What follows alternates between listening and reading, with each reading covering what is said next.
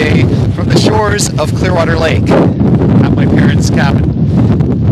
Having grown up in the Pas, I often heard the arguments over which was better, Clearwater Lake or Rocky Lake. Do you like Clearwater versus brown water? Do you like pickerel versus trout? Do you like shallow, relatively calm waters versus deep, cold, and obviously very wavy?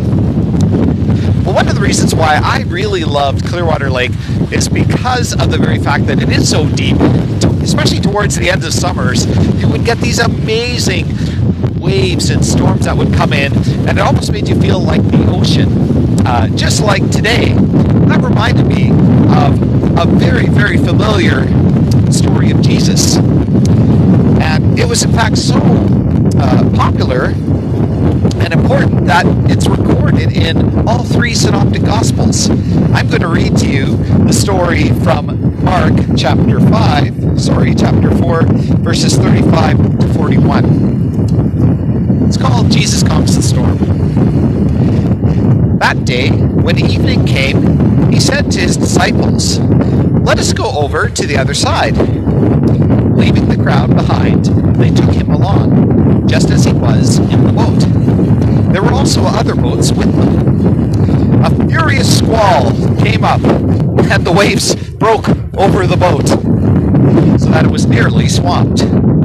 Jesus was in the stern, sleeping on a cushion. The disciples woke him and said to him, "Teacher, don't you care if we drown?" He got up, rebuked the wind, and said to the waves, "Quiet! Be still!"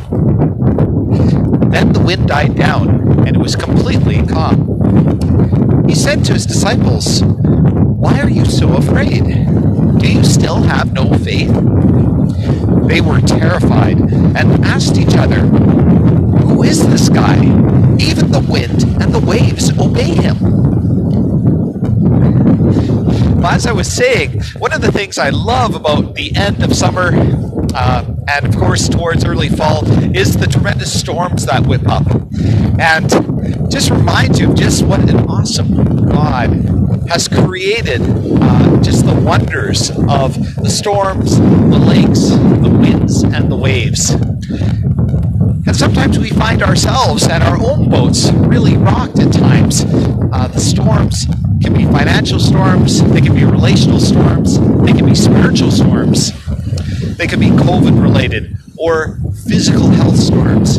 And yet we need to remind ourselves that Jesus is always with us in the boat. Sometimes it might seem like he's sleeping, and yet when we cry out to him, he hears our voice, and he is the master of the waves. He is the one in control of the storms. Even when he leads us out into them at times, these can be moments of powerful building of faith and trust, where Jesus calms both the storms of the sea as well as the fears in our hearts. So too, the wonderful waves on Clearwater Lake, Manitoba.